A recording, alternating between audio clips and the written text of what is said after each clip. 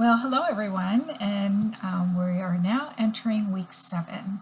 So first I'd like to share with you a few things regarding outcomes, just as a follow-up to my post that I made last week.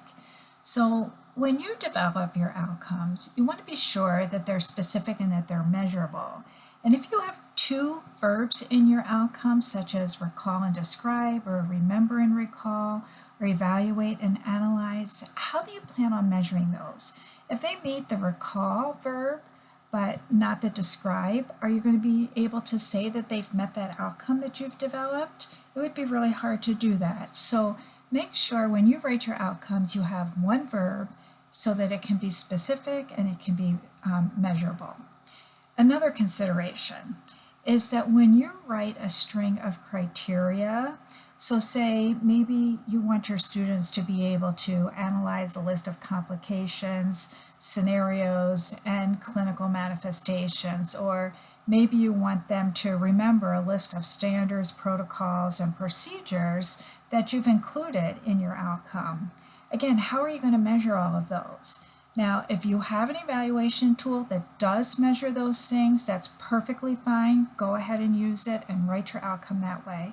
But a lot of times what I've seen is that faculty will and students will write outcomes that have a whole list of criteria attached to the outcome, and there's no way to really measure those. So as you're writing and editing your outcomes, make sure that you're thinking about these particular things. Now, one thing that I do want to discuss with you this week, and that is this is not related to your final project, it's not related to any assignments, but it is related to curriculum development, and I feel that it's important. Now, one of the good reasons for Bloom's technology, or Bloom's taxonomy, is to help you when you have to level your outcomes. Those of you that are working in academia have probably heard that term, leveling your outcomes. And many times we find that very difficult to do. So I'd like to give you an example of one of the easy ways that I think that you can level outcomes. And when I've worked with faculty, they have felt that this was also very easy. So I'm going to use the term nursing judgment, which is something that we had used in the past, and it was actually through NLN. But what we did is we came up with a definition for nursing judgment. And the definition is the use of various types of thinking that includes, but is not limited to, critical thinking, clinical judgment, and clinical reasoning to provide safe, effective, quality, evidence-based patient care. Now again, this is my definition, it's not my outcome. So the way I'm going to level this for the 4 semesters of an associate degree program, in the first semester I'm going to say that the students will recognize various types of thinking required to implement the nursing process. And I'm going to say that they're going to be able to evaluate that in the fundamentals class through assignment number 3 or exam number 3, and then in the clinical part through the clinical evaluation tool. Then in semester 2, I'm going to say that they're able to explain the various types of thinking required to implement the nursing process, and I'm going to evaluate that through the Kaplan exam.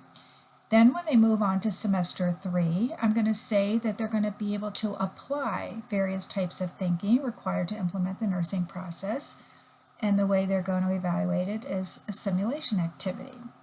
Now they're into semester 4, and they're going to integrate various types of thinking required to implement the nursing process and evaluate it through exams and case studies. So if you've noticed what I've done, I have the same, pretty much the same outcome for various types of thinking required to implement the nursing process, but in the first semester, they recognized the various types of thinking. Second semester, they explained the various types of thinking. Third semester, they applied various types of thinking, and then fourth semester, they integrated various types of thinking. And that fourth semester is actually my end of program student learning outcome. So I've used the same outcome through the entire program. Students have worked with it in every class, but I've leveled it so that it was appropriate for the level of class that they were in. And by the time they get to the end of the program, it's now the end of program student learning outcome. So I'm hoping that that doesn't confuse you, but that that helps you when you think about end of program student learning outcomes and how you can blend them through your entire program. So now, this week we will focus on program evaluation, and that's basically going to be through your final projects. So there's a reading assignment, which is chapter 14, and this chapter is going to present reflections on active learning in higher education, and it's going to discuss the pedagogical insights of Dorothea Lee and Paulo Freire, who was actually a pioneer of active learning theory. Then there's going to be a discussion question, and I want you to be sure that you really read the requirements for the discussion question, because there are a few pieces that you need to be sure that you hit when you're writing your discussion post. So you want to discuss 2 active learning activities that utilize innovative technology to help you to engage your students. And then you want to discuss the technology and how the assessment can be used with the technology. So again, be sure that you take the time to read that discussion question thoroughly so that you know what you're expected to do. And then we have the final project, and you've been working towards this over the last few weeks, and it's kind of a little bit of a simulation where you are expecting an accreditation visit, and you have to prove that your students are learning what you say that they're learning, and what that basically means is that they are meeting the program outcomes that you developed actually last week. So you, for this assignment, you can use either end of program student learning outcomes, or you can use program outcomes that are usually defined by accrediting agencies as NCLEX results, graduation, student completion, those things. And I talked about that in one of my posts last week. So whichever one of those you want to use for the digital portfolio that you developed, you can use either one. Probably the end of program student learning outcomes are going to be more, will align more with this project, but it just depends on how you've developed a portfolio. So hypothetically, you've already developed a digital portfolio assignment that your learners complete in the final course to demonstrate that they have met the program outcomes that you developed. So what I'm asking you to do is to be sure that you follow the course requirements for this final project, and all the course requirements and for this particular assignment are actually listed in the final project link under week 8.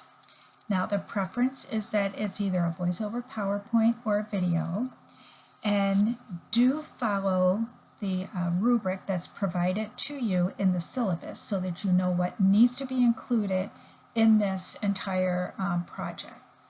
The other thing I want you to be sure that you know is that there's 2 links. There's a link for the PowerPoint that you're going to put together, and there's a link for the speaker notes that you're going to write in a Word document. And speaker notes are done in APA format, but keep it simple. You're going to have your title page, you're going to have your reference list, but then the actual narrative, all you basically need to do is maybe just put a little introduction, and then list slide 1 what your speaker notes are, slide 2 what your speaker notes are, all the way down to slide 10 or 12, however many slides you have. Minimum is 10, maximum is 12 slides.